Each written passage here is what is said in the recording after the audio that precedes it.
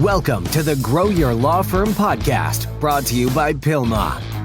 This podcast helps lead lawyers to more growth, profit, and freedom. Here is your legal marketing expert and host, Ken Hardison. Hey, podcast listeners, it's Gracie House, PILMA's Director of Operations and Marketing. I wanted to take a moment to thank you for tuning in to the Grow Your Law Firm podcast with PILMA's founder, Ken Hardison. I also wanted to extend a personal invitation just for you. This year, we're hosting the PILMA Super Summit in Denver, Colorado, and we can't wait to see you there. The fact that you're tuning into this podcast tells me you're a law firm owner serious about growing your practice, and that is why this is the event that you can't afford to miss. Over 3.5 days, you'll learn cutting-edge marketing strategies, innovative management tactics, and hear from the brightest minds and most successful attorneys and law firm owners in the industry. It's an experience that will inspire you, energize you, and give you the tools to take your firm to the next level. I'd love for you to join us and connect with fellow growth-minded attorneys who share your drive. But don't wait, seats are filling up fast. Head over to pilma.org/summit today to reserve your spot. Well, hello, everyone. This is Ken Hardison, and welcome to another episode of Grow Your Law Firm. And today we have the honor and the privilege of having Karl Truman, attorney at law, with us here today. Thank you for being aboard, Karl. Well, thank you, Ken, so much for inviting me. I listen to your podcast every week. When I'm running or driving, it's just a great way to keep up. So I've been admired your podcast. So it's quite an honor for you to invite me. Well, we're glad. It's an honor for you to be here. Believe me. So I'm going to do a little introduction, then I'm going to let you take it away. But Karl has been in our mastermind program, at PILMA, I don't know how long, many, many years. And I told him before we got started, one of the things I really love about him, or two things, is that he has differentiated himself very, very nicely in his market. And I tell people, and not many lawyers listen to me, to be honest with you, Karl, that you got to stand out. You got to answer that question, why should I choose you over everybody else? What makes you different? But the fact that you have served in the military and have a strong following, and even your tagline is like, call the colonel. And, count on the colonel. Count on the colonel, that's right. And I'll let you talk about it. And the other thing I want to talk about is that even though we were talking and you said you had your best year ever last year, you still, take off months at a time and go down to the Caribbean and Florida and when it's cold and the law firm keeps running. But let's go back to Count on the Colonel and about your office in Kentucky, and kind of tell us about it and how you came up with this idea and how it works and what are the different things you do to kind of exploit it. Well, sure. Well, thank you so much. And yes, I'm in Louisville, Kentucky, and my wife and I grew up in a little town called Taylorsville, Kentucky, population 980 in rural Kentucky. We at one point we graduated high school together. We even at one point lived in the same trailer park. So we have quite a beginning, and then reconnected at our 20-year reunion. But in my office, I have both Louisville and Southern Indiana, Jeffersonville, Indiana. So I practice both sides of the river. And as you mentioned, so I went to college at University of Kentucky, Army ROTC, was commissioned a second lieutenant in 1983. So it's been a few years ago, back during the Cold War. And so went to law school, and then I was actually recommended for a regular Army commission, but I got admitted to law school and had to request reserve forces duty, and which at that point, during the height of the Reagan buildup and the Cold War, it was, everybody was being put on active duty, but I requested reserve forces duty to go to law school, which it was granted. And so, I just stayed in the reserve and guard, served 28 years. I was a armor officer, tanks, like the M1 tank that you see. And, a lot of people just assume that I must have been a JAG officer and, Army lawyer. And I always say, no, I signed up to fight them, not to sue them. And so, so I was in combat arms officer and airborne, air assault, all that adventurous stuff. And then, I served a total of 28 years, retired as a lieutenant colonel. And while you're actively serving, you can't use your rank for commercial purposes, for business purposes, for marketing. But once you retire, it's fair game.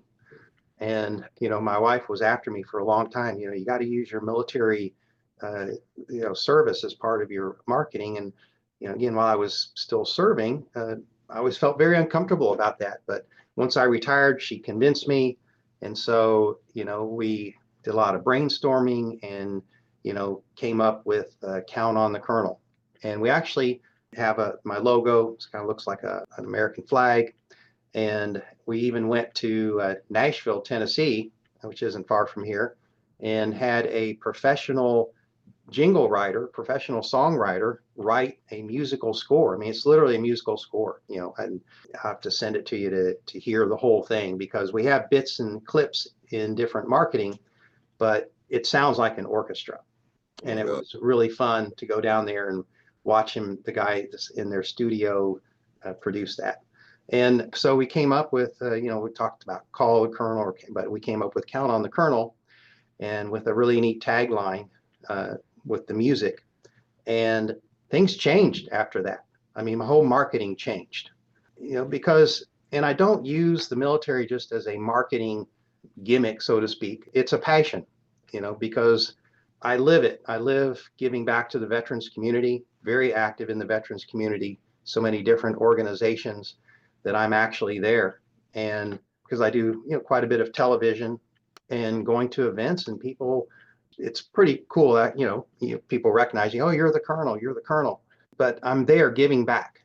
So it's not just being on television, it's being part of the community, being in the Veterans Day Parade, going to motorcycle events, veteran events. But yes, people recognize that. And it's so fun when I'm out somewhere and somebody starts singing my jingle. It's really, it's a lot of fun. That means it's working then, my friend. Yeah. You know what I mean? Yes, and people will say, I called you because you're military, because you're a veteran. Yeah, And yeah. A lot of people, that's a big deal. They know that you serve. You'll serve your country. You'll serve them. That's the way I think of it when I think of saying you're veteran.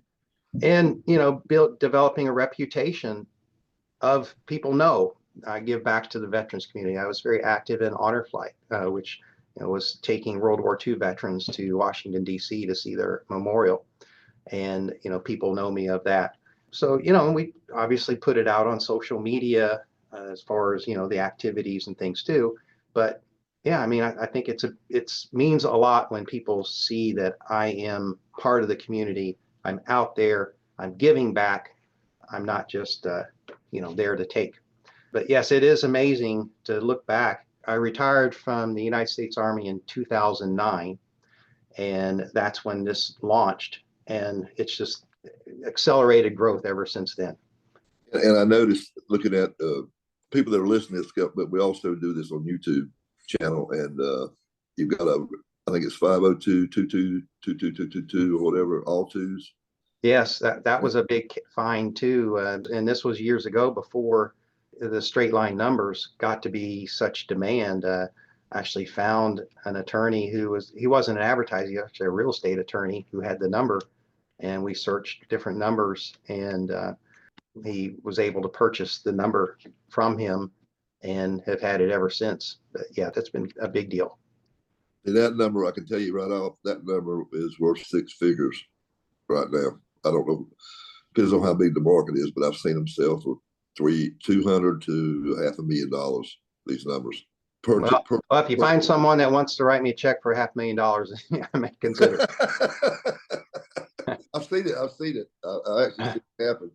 Yeah, it's crazy. It's a big market, though. It's got to be a big market to get $500,000. But I've seen a lot of go for a couple hundred. Yes. Yeah, because obviously, there aren't many out there. There are, No, there's not but 1-2-2-2-2-2 in the area code 502. Only one, right? So it goes by area codes, and I've seen lawyers buy them all up where they're like across 3 area codes. And it gets expensive. But yeah, used to be we had these numbers that, well, like I never had 1-800 injured, but I had 1-800 accident, and I always felt like trying to look at my phone and find the spelling of the word, and yeah, so I didn't keep that. And those are licensed. Of course, the 222 number, I own it. So those vanity numbers are, of course, licensed. So yeah, and it's appreciated. I yeah. mean, it's appreciating. I'll tell you that. So that was a big turnaround. I mean, that was a big deal for you when you went out there and kind of set yourself apart from the other guys and gals in your market. I would think, right? Oh, Started seeing, absolutely. And, it was such a natural niche for me. And, because it is always a struggle for all of us to try to identify how do we differentiate ourselves? What's our unique selling proposition? What makes us different than every other talking head on television? And so for me, that was natural because it's part of who I am. It was in my life for so many years, and it is one of my passions. So how do you find a niche? How do you find that differentiator? And that's, where someone like you comes in to help someone identify what is that unique, what makes me unique. And it's a struggle. it is a struggle. It's probably the hardest thing about to me in marketing. The rest of it's a cakewalk, but that is the foundation of everything else, though, Carl. So kudos on getting that number. Kudos on and differentiate yourself. And I know you said you do all that stuff, and people don't realize I've been in the masterminds, and you guys out there, listeners, would he's making very light. He does. So I bet you do something every month for veterans. Oh, I see all his stuff, and I see his social media. He's even got a car wrapped, with the stars and stripes and his name on it. Good branding, good marketing. But yeah, yeah, you I've do a got lot. a Mustang GT, 6 speed, 5 liter. I mean, it's a sports car. And so I've always had and I had a wrap on it. And wait till you see the new wrap. I'll have to send you a photo of it because I just did a new wrap. It was a few years old, is ready for an update. And so I'll have to send you a photo of the new wrap because it's really sharp. I can't wait to get it out in the spring, weather gets up. And just this last weekend, I hosted, and I've done this for several times, which I learned from NAML, the PILMA motorcycle group, Yep, is the accident scene management class. right. And I've had huge response to that. That's been very popular. Yeah, that's something that me and Patrick and another gentleman came up with about 5 years ago. It's National Academy of Motorcycle Injury Lawyers, and what we do is, see, I did this back 20 years ago, Carl. I met this lady that had this road bike. I think it's called bystander program, Mhm. and they certify. You take about a half a day course and get certified what to do till the ambulance gets there to keep somebody Mhm. from dying. You know what I'm saying? You've probably been through the course, but the riders really they appreciate you doing that. I mean, a lot of our lawyers do that as a gesture and pay for it. It's not that expensive, but Mhm. I tell you the first one I ever did, Carl, I got a one of the things I told when we did this, I did a little talk about underinsurance, and I told them as soon as they leave, go talk to your insurance agent and check your underinsured and your uninsured and make sure you got a lot higher limits than just the minimum. Whatever you can afford, if it's 100,000, 250, 500, whatever, million, but get whatever you can afford, because if you get hit by somebody, you're going to need it. Within 2 weeks, I get a call from a woman's husband, and she was at the hospital, been hit by a truck on a motorcycle, and she had raised the limits, and all I had to do, hellacious bill, all I had to do was write up a letter and get the policy. I didn't even charge them a full fee. That's how easy it was. I felt bad about it. Right. But if not for that, just doing that one thing, a gesture of giving back to the community, I'd have never got that case. And it was easy money. And I did, she wouldn't have got the money if I hadn't told her about Right. it. Well, in the motorcycle practice area, I've been able to develop that as a niche area as well, because it also ties in, even though I don't personally ride a motorcycle, but I have a slingshot, so I do go out on the runs. But it's such a strong veteran community. So when I show up to a Combat Veteran Motorcycle Association, or even other motorcycle events, I'm not just I don't know what the poser or something like that. I could have a connection through fellow veterans, and that's made a Yep. tremendous difference being part of the biker community. Yeah. And I've never seen a biker case that wasn't a six-figure case. If If you can get the insurance coverage, like any case. That's right. That's right. But yeah, there's no airbags on a motorcycle. Yeah, my wife wanted a Harley for her 60th birthday, and I said, well, there is a reason why we do all these motorcycle events. Yeah, there is a reason, that's for sure. So another thing I want to talk about was, and I don't know if everybody knows this, and I do because you're one of my masterminds, but you got to, I don't know how many you got there. We were talking about it. I couldn't quite keep up with it, but so I don't know how many years ago, but you had this big catamaran that you had down in the Caribbean, and you would take a month or two off and go down there and sell it. And now I think you turn it into a business. But the deal is, what's more important to me is not the business, but the fact that you're able to leave the office and be gone for 30 days, 60 days, and your office still runs, and you're not, you're still making money. Am I right on that?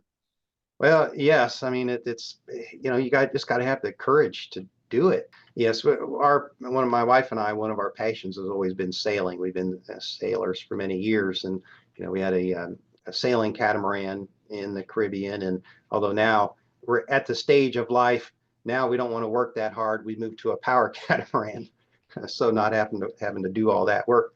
Yeah, the first time in 2019, even before the internet was so available, we were gone for 30 days, and 2 weeks was sailing across the Atlantic Ocean with totally disconnected.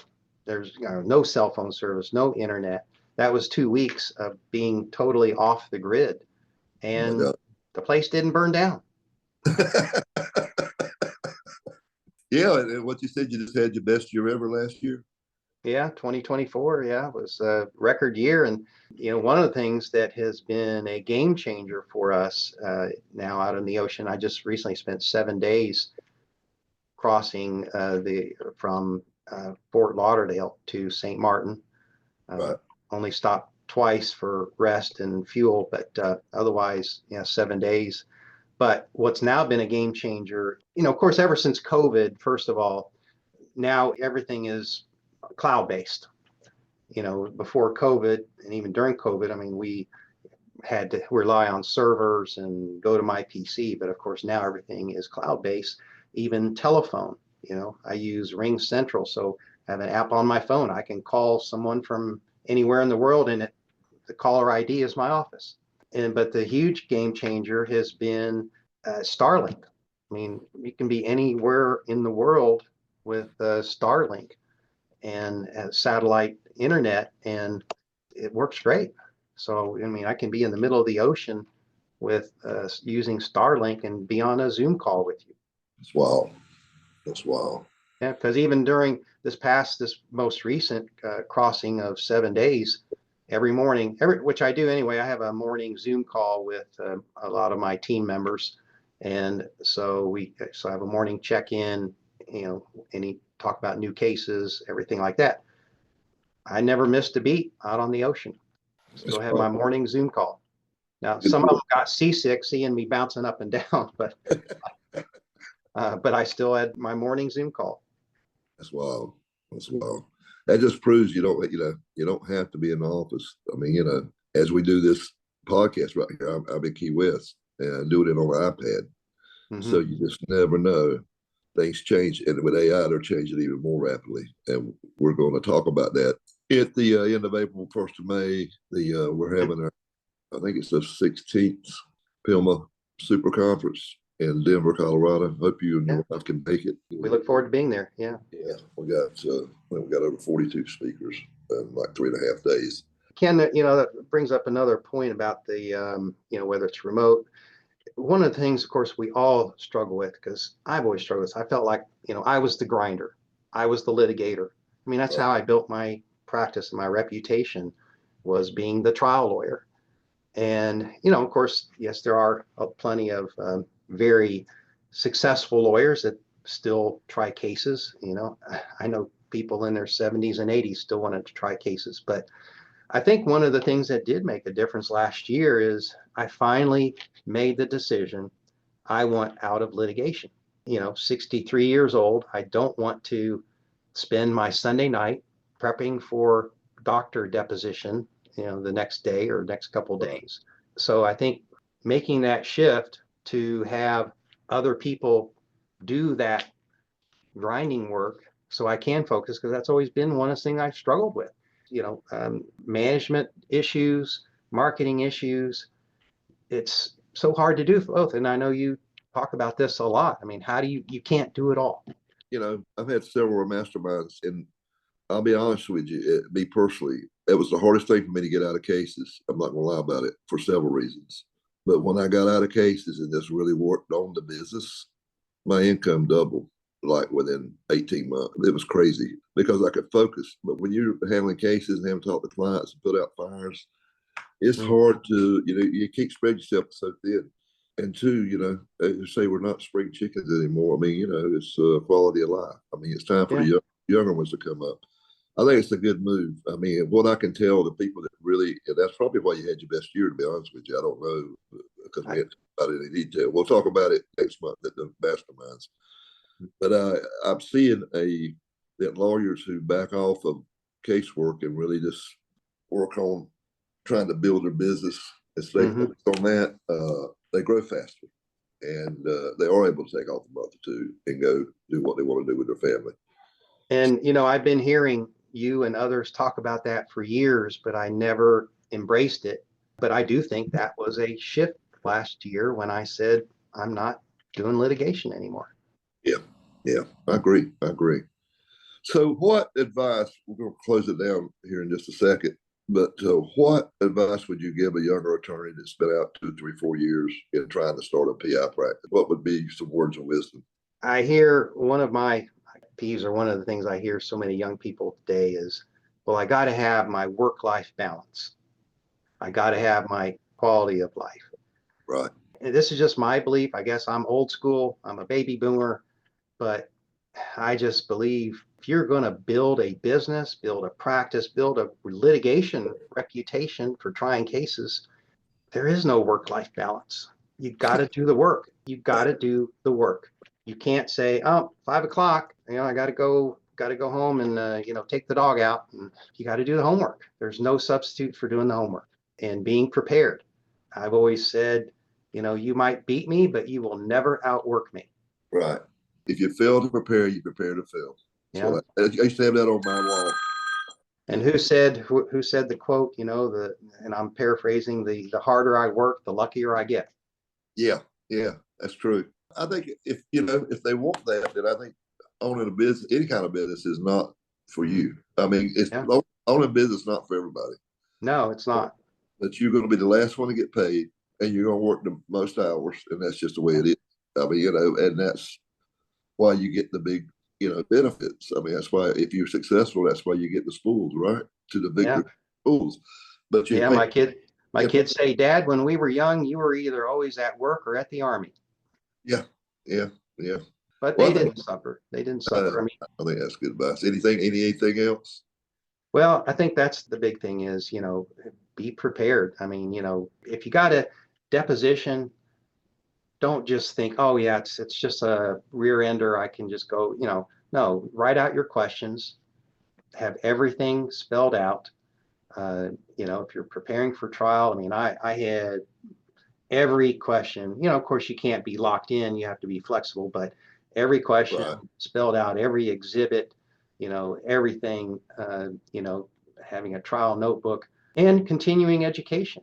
I mean, don't be shy, don't think, well, I'm just going to get my hours, and here's a big thing, be active in your state trial lawyers organization. I was on the board of directors of the Indiana trial lawyers for many years until they, at some point in age, they kick you up to be an emeritus director, which means you still send the check, but you're more symbolic. But get involved in the trial lawyers, whether it's your state trial lawyer group, because that's where you learn. That's where you network. You hear other lawyers, talking. You learn from their experiences. In getting involved in organizations like PILMA, because the networking is so crucial to be able to talk to others and be able to pick up the phone of someone in another city, and having that network, because we occasionally get cases from other cities, and the staff is like, well, we're not licensed there. Okay, well, I know somebody there in that city.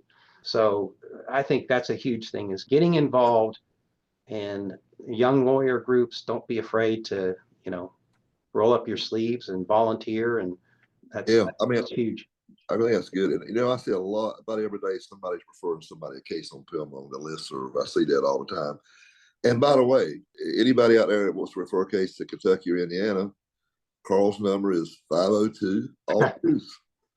Easy to remember, 502 all twos. And that's right. Count on the Karl.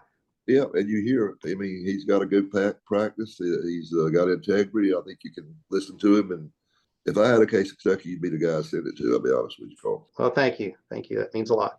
Yeah. All right. So until next time, this is Ken Hardison, dedicated to your success. Thank you.